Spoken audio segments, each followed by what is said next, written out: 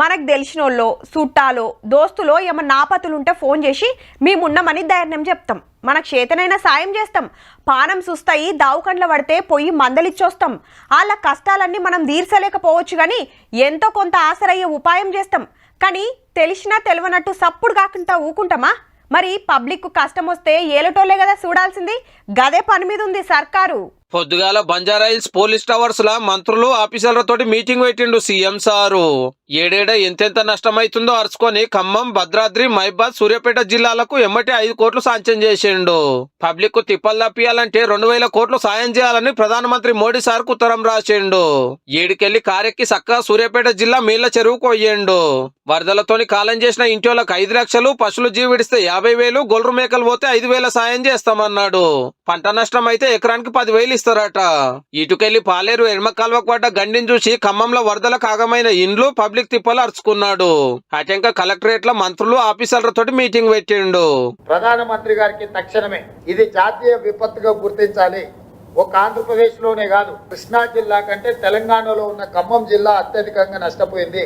అదేవిధంగా మధురలో highest damage, పాలేరు, ఖమ్మం అంటే గతంలో కనివిని ఎరగని విధంగానే. చాలా మంది పెద్ద మనుషులతో మాట్లాడితే మా అనుభవంలో మేము పుట్టినప్పటి నుంచి 60-70 ఏళ్ల నుంచి 40 సెంటీమీటర్ల వర్షము ఇంతవరకు మేము ఎప్పుడు చూడలేదు. అయితే సర్కారోళ్ళు చేస్తున్న సాయం మీద కారోళ్ళు ట్విట్టర్ లో ఏమేమో రాసుకొస్తే గిట్ల గరమైండు సీఎం సారు. ప్రజలు కష్టాలలో ఉన్నప్పుడు రాజకీయ ప్రయోజనాల కోసం మనం ఆలోచన చెయ్యొద్దు.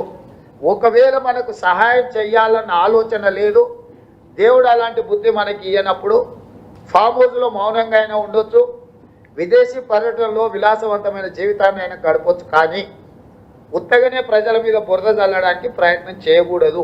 ప్రధాన ప్రతిపక్ష నాయకుడు ప్రభుత్వానికంటే ముందు ప్రజల దగ్గరికి వెళ్ళాలి. ప్రజా సమస్యల్ని ప్రభుత్వానికి నివేదించాలి.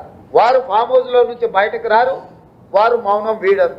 రెండవది కేటీఆర్ గారు, వారు ట్విట్టర్లోనే మాట్లాడుతున్నారు. ఆయన ఫ్రెండ్స్తోనే అమెరికాకు పోయాడు. నో ప్రాబ్లం, నీకు ఫ్రెండ్స్ ఉన్నారు, పార్టీలు చేసుకోవాలా, నీకు నీ పర్సనల్ లైఫ్ని సాక్రిఫైస్ చేయమని మేము వివరం అడగడం లే. వరదల వల్ల బురదలో కూరుకుపోయిన ప్రజలకు అండగా నిలబడ్డ మంత్రులను బద్నాం చేయాలన్న నీ ఆలోచన నీకు ఎలాంటి ప్రయోజనం చేకూర్చదు. ఇక అటు మంత్రులు, ఎమ్మెల్యేలు కూడా నిన్నటి సంధి ఇరాం లేకుండా తిరుగుతూనే ఉన్నారు. ఉతాలున్న ఏరియాలకు పోవుడు, ఆగమైన ఊళ్ళని చూసుడు, ధైర్యం చెప్పుడు, అప్పటి మందం అవసరమైతే సాయం చేసుడు. ఏ రోజు వర్షం పడ్డా ఆ ఊర్లలో అధికారులను రాత్రి నైట్ ఆల్ట్ పెడతా ఉన్నాం. చెరువు కట్టలు దిగినాయి, ఊళ్ళు మునిగినాయి, ఇండ్లకు వరదలు పారినాయి, పంటలు ఆగమైనాయి, పశువులు జీవిడిచినాయి, బ్రిడ్జిలు రోడ్లు కొట్టుకపోయినాయి. పరిస్థితి గిట్లుంటే లీడర్లు ఇంట్లో కూకుంటే నడుస్తుందా? ఏడేడ ఎట్లుందో పోయి చూసుకుంటున్నారు. అటు కలెక్టర్లు, పోలీసులు, ఆఫీసర్లంతా ఊళ్ళల్లో తిరుగుతున్నారు, వాగుల చిక్కవడ్డోళ్ళం కాపాడుతున్నారు. పొద్దు మాపి ఇదే పని.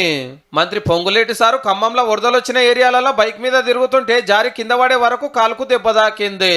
ఇటు పట్నంలో కూడా రోడ్ల మీద నీళ్లు నిల్వకుండా ఎన్డీఆర్ఎఫ్ టీములు, మున్సిపాలిటీలు, ట్రాఫిక్ పోలీసులు బగ్గనే తిప్పల పడ్డారు. సాయం చేస్తాం చూస్తామని మైకుల ముంగట మాటలు చెప్పకుండా జనం దగ్గరకు పోతేనే కదా వాళ్ళ బాధలు తెలిచేది, ఇంతో అంతో ఆసరయ్యేది.